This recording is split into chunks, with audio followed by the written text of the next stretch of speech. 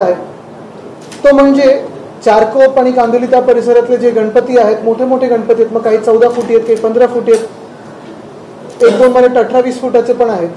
त्यांचं विसर्जन ह्या भाजपच्या सरकारच्या पोलिसांनी आणि महानगरपालिकेने ऐनवेळी रोखलं. मिरवणुकीत जाऊन विसर्जनाच्या दिवशी पोलिसांनी जे विसर्जन होतं, प्रस्तावित जे विसर्जन होतं ते रोखलं. आता कारणं त्याच्यात अनेक येत आहेत. मी मुद्दामून एक दिवस आम्ही काही बोललो नव्हतो, काही प्रतिक्रिया दिली नव्हती, कारण आम्हाला वाटलं होतं की हे हिंदुत्ववादी सरकार ह्याच्यातून काहीतरी मध्यमार्ग काढेल. जे कारण आम्हाला सांगितलं जात आहे की 30 तारखेची एक इंटरिम ऑर्डर आहे हायकोर्टाची, आणि ते 30 तारखेच्या ऑर्डरनुसार हे सगळं केलं जात आहे.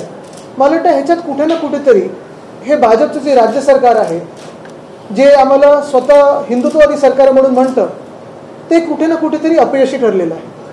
पहिली गोष्ट म्हणजे जेव्हा ही केस कोर्टात होती, जेव्हा मुंबई महानगरपालिकेला आणि राज्य शासनाला माहिती होतं, पोलिसांना देखील माहिती होतं की 1 तारखेपासून मागे गणपती आहे. ज्या मंडपांना, ज्या मंडळांना परवानगी तुमच्याच पोलिसांनी दिलेली आहे, ज्या मंडळांना परवानगी तुमच्याच महानगरपालिकेने दिलेली आहे, तुमच्याच प्रशासनाने दिलेली आहे, तुमच्याच वॉर्ड ऑफिसरने दिलेली आहे, त्या मुंबई महानगरपालिकेने कोर्टात आर्ग्यू करत असताना कमीत कमी ह्या मागी गणेशाच्या ज्या तारखांसाठी सूट मागणं गरजेचं होतं. मला त्याच्यात जायचं नाही आणि मला माहिती नाही की त्यांनी त्याच्यात आर्ग्यू करताना काय केलेलं आहे.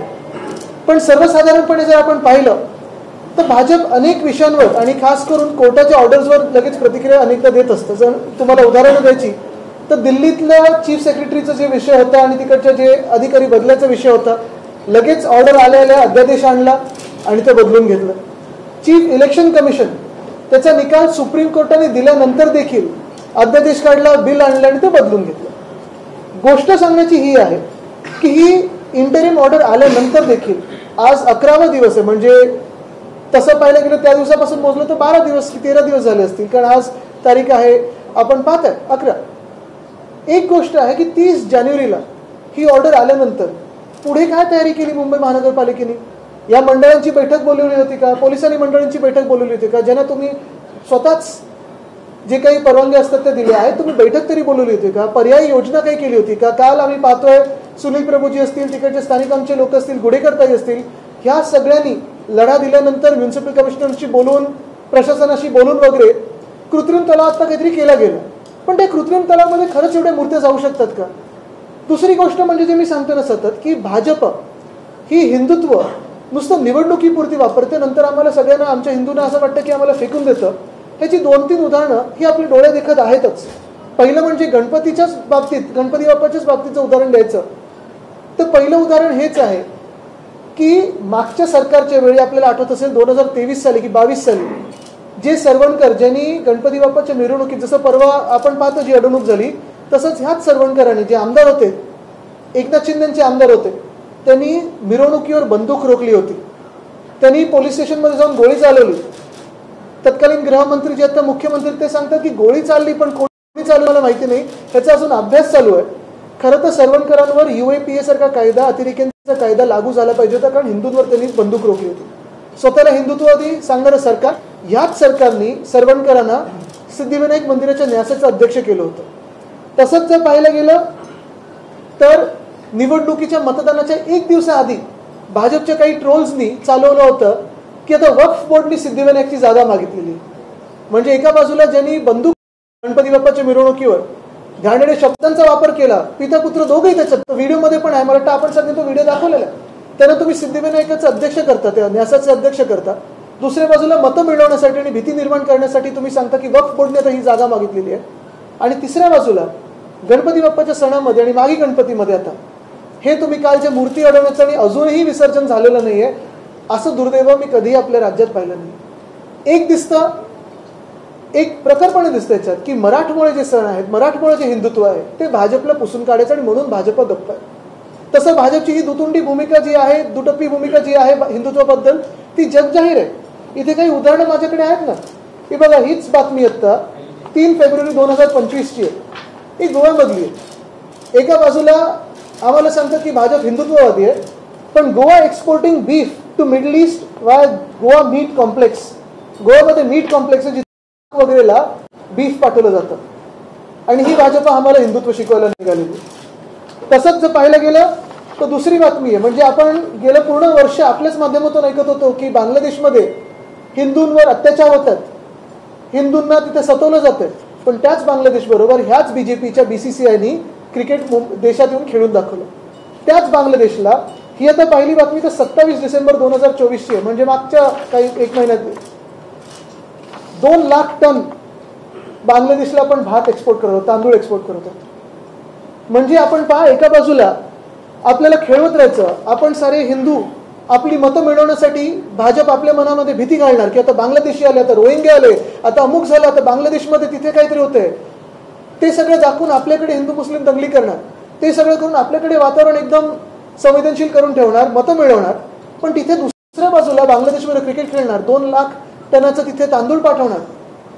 आज आपण पाहतोय ना, म्हणजे निवडणूक आली की परत एक विषय येतोच सगळीकडे की रोहिंग्या देशात घुसलेत, बांगलादेशात घुसलेत. जसं ट्रम्पनी पहिल्या दिवसापासून ते त्यांच्या देशात घुसलेले आहेत, खरं तर आपल्या देशातले पाहिले असतील तर नागरिकांना बेड्या हातापायात घालून परत त्यांच्या विमानाने पाठवलं. कोलंबियासारखं आपण विमान पण नाही पाठवलं.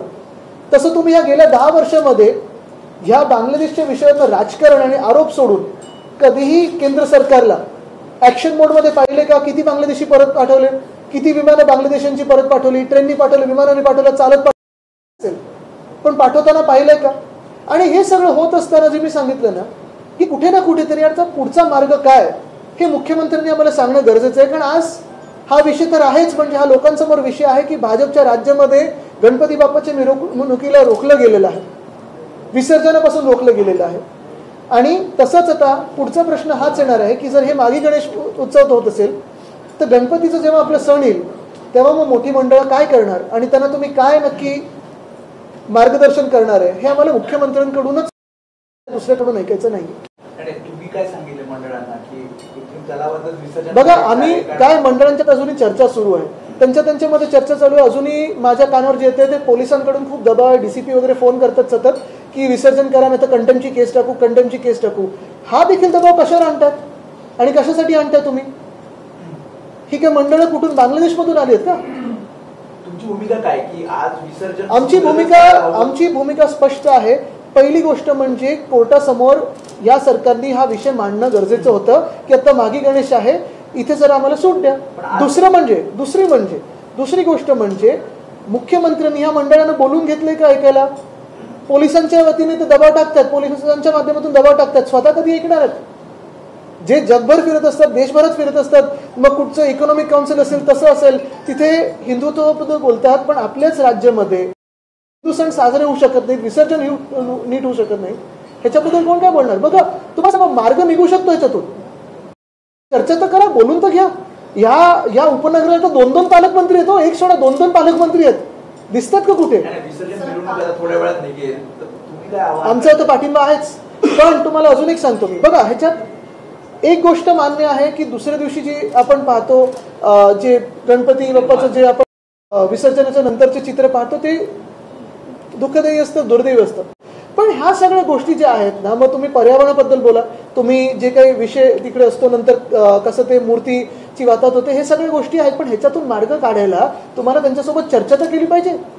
जसं गणपतीच्या आधी सगळ्या मंडळांना बोलवून महानगरपालिका चर्चा करते तशी केली होती का? 30 तारखेची इंटरिम ऑर्डर बद्दल तुम्ही सांगितलं होतं का त्यांना?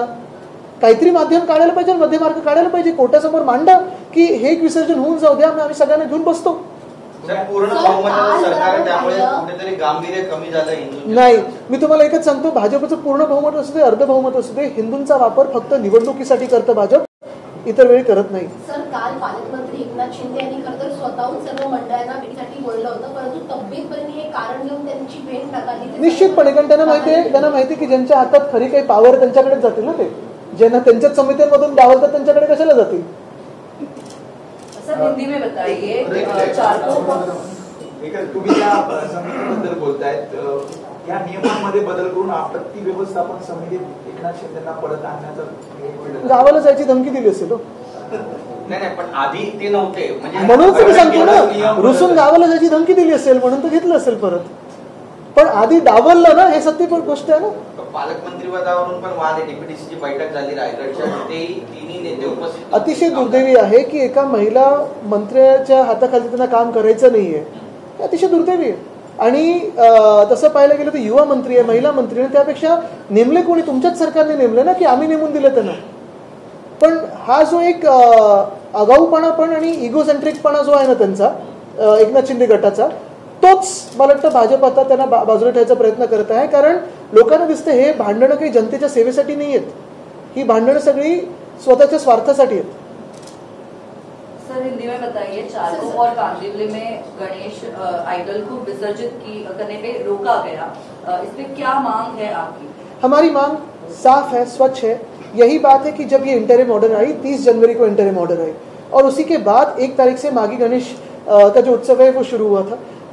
परसों विसर्जन को रोका गया और इसमें दुर्भाग्यपूर्ण चीज़ यही है कि ये जो भाजपा खुद को हिंदुत्ववादी कहती है, सिर्फ चुनाव के दरमियान हिंदुओं का इस्तेमाल भाजपा सिर्फ चुनाव के लिए करती है, अदरवाइज हिंदू की तरफ देखती भी नहीं है.